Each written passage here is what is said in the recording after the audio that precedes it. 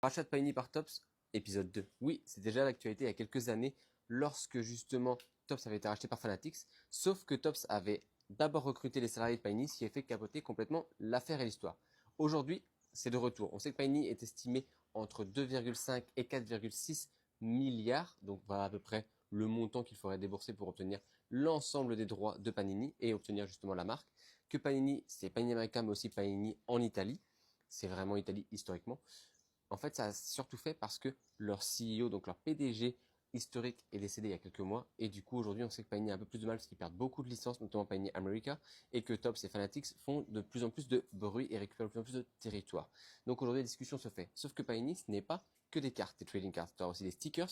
Historiquement, c'est justement la base. Et on sait qu'avec ce qui arrive là, c'est-à-dire la Coupe du Monde de foot, il y a un énorme potentiel à marché monstrueux qui arrive.